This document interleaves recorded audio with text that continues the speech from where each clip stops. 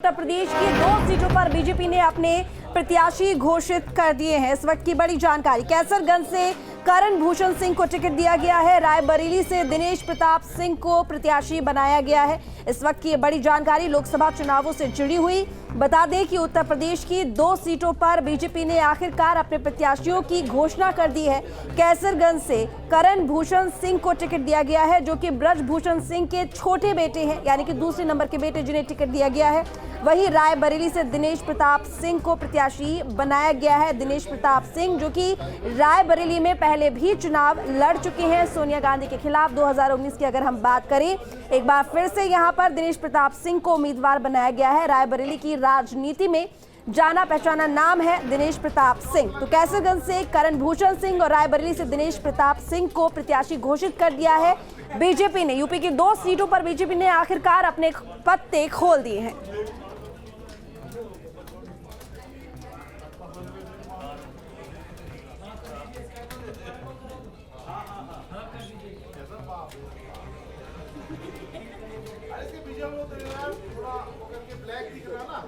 तो चलिए, ज्यादा जानकारी के लिए इस वक्त हमारे साथ हमारे संवाददाता जुड़े हुए हैं। बता दें कि अमेठी से हमारे साथ में अविनाश जुड़े हुए हैं, वहीं रायबरेली से हमारे साथ में अमरीश पटेल जुड़े हुए हैं। अविनाश, सबसे पहले आपका रुख देखिए, क्योंकि जाहिर है यहाँ पर हमने देखा है कि किस तरीके से लगातार सस्पेंस बना हुआ है अगर हम अमेठी की बात करें, लेकिन बीजेपी यहाँ एक ऐसी पार्टी जिसने आखिरकार बड़े लंबे इंतजार के बाद 2 सीटों पर अपने प्रत्याशियों के नामों की घोषणा कर दी है।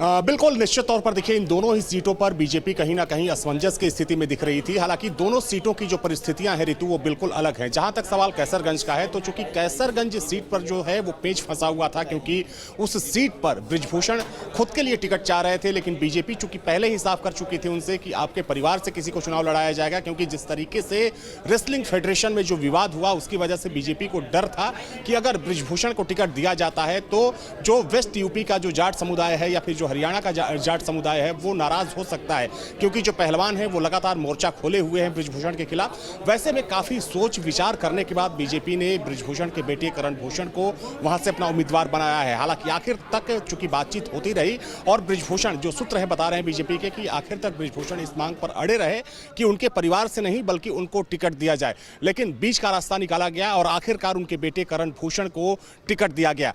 दूसरी सीट अगर रायबरेली की बात करें ऋतु, तो देखिए यहाँ की परिस्थिति दूसरी थी, क्योंकि यहां पर बीजेपी वेट एंड वॉच की स्थिति में थी। क्योंकि देखिए, अगर रायबरेली सीट की बात करें तो रायबरेली सीट कभी भी बीजेपी के लिए मुफीद नहीं मानी गई, क्योंकि यहां पर कांग्रेस की जो स्थिति थी हमेशा से ही मजबूत स्थिति में कांग्रेस दिखी। और अगर हम 2019 की बात करें तो 2019 में भी चूंकि दिनेश प्रताप सिंह जो मौजूदा सरकार में मंत्री हैं, योगी सरकार में, उनको बीजेपी ने वहां से उम्मीदवार बनाया था। हालांकि पहले वो भी कभी कांग्रेस का हिस्सा हुआ करते थे, लेकिन बाद में उन्होंने कांग्रेस का दामन छोड़ बीजेपी ज्वाइन की और बीजेपी ने उनको वहां से उम्मीदवार बनाया।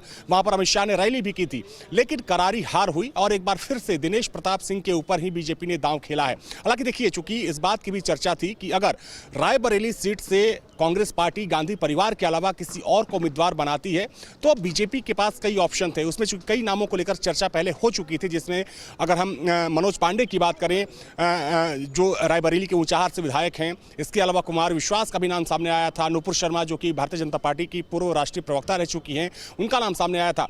तो ऐसे नामों की चर्चा लगातार चल रही थी, लेकिन अब चूंकि तस्वीर कांग्रेस पार्टी की भी कह सकते हैं कि लगभग साफ होने वाली है, क्योंकि माना जा रहा है कि अगले 1 से 2 घंटों में कांग्रेस भी इन दोनों सीटों को लेकर, अमेठी और रायबरेली को लेकर, अपने पत्ते साफ करने वाली है। और इस बात की प्रबल संभावना है कि अमेठी से जहां एक बार फिर से राहुल गांधी को कांग्रेस उम्मीदवार बनाने जा रही है, तो वहीं पहली बार प्रियंका गांधी चुनाव लड़ने की तैयारी में है, यानी कि सोनिया गांधी की जगह उनको रायबरेली से कांग्रेस पार्टी उम्मीदवार बनाने जा रही है। हालांकि देखिए, अभी औपचारिक तौर पर इसका ऐलान नहीं हुआ है, लेकिन माना जा रहा है कि शाम होते होते कांग्रेस के प्रत्याशियों की जो सूची होगी अमेठी और रायबरेली की, वो सबके सामने होगी।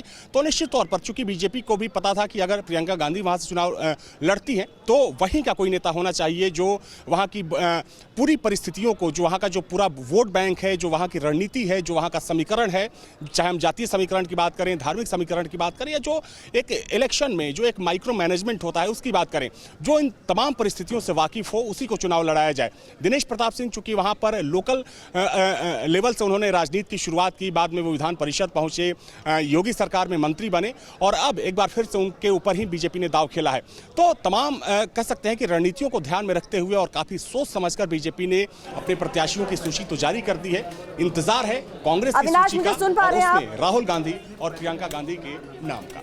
जी बिल्कुल, देखिए अविनाश, अगर हम कैसरगंज सीट की बात करें तो क्योंकि करण भूषण को यहाँ पर टिकट दिया गया है, ब्रजभूषण को अगर हम देखें तो ब्रजभूषण के नाम के अलावा किसी और नाम को चुनना या प्रत्याशी बनाना, कहीं ना कहीं बीजेपी इस बात को जानती थी कि वो इस चुनाव को बहुत ज्यादा मुश्किल या चुनौतीपूर्ण बना सकता है। लेकिन इसके पीछे भी कई फैक्टर हैं, क्योंकि बहुत सारे नाम चल रहे थे, उसमें ब्रजभूषण की फैमिली का नाम ही सबसे आगे चल रहा था, चाहे उनकी पत्नी की बात करें या फिर आप उनके बेटे को भले ही टिकट दे दिया हो। देखिए, मुझे याद है कि बीजेपी ने जब अपनी पहली सूची जारी की थी, पहली के बाद दूसरी, तीसरी, चौथी, और जब कैसरगंज का नाम नहीं आता था तो बीजेपी का जो काडर है, खास तौर पर अगर हम गोंडा की बात करें, बहराइच की बात करें, बलरामपुर की बात करें, तो वहां पर इस बात की चर्चा जरूर होती थी कि आखिर कैसरगंज सीट को लेकर बीजेपी स्थिति साफ क्यों नहीं कर रही है।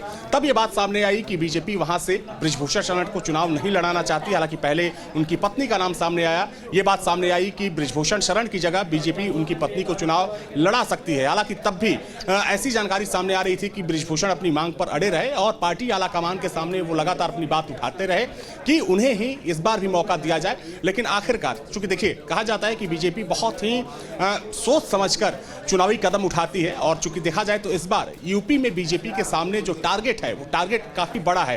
अगर हम 2014 की बात करें तो 73 सीटों पर बीजेपी की जीत हुई थी, 2019 की बात करें तो 64 सीटों पर। लेकिन अब बीजेपी यूपी में मिशन 80 को लक्ष्य बढ़ाकर आगे बढ़ रही है। तो जाहिर सी बात है कि एक गलती, एक चूक की वजह से बीजेपी अपने मिशन से भटक सकती है या फिर मिशन को पाने में असफल रह सकती है। तो वैसे में तमाम समीकरणों को ध्यान में रखते हुए और जो पार्टी के पुराने वफादार हैं, जो पार्टी का पुराना काडर है, उसको समझाते हुए बीजेपी आगे बढ़ रही है। और माना जा रहा है कि आखिरकार आपके पास में और अमनीश भी हमारे साथ लगातार बने हुए हैं रायबरेली से। देखिए, रायबरेली से दिनेश प्रताप सिंह को टिकट दिया गया है बीजेपी की तरफ से, जाना पहचाना नाम है। सबसे बड़ी बात यह कि दोबारा दांव लगा रही है बीजेपी यहां पर।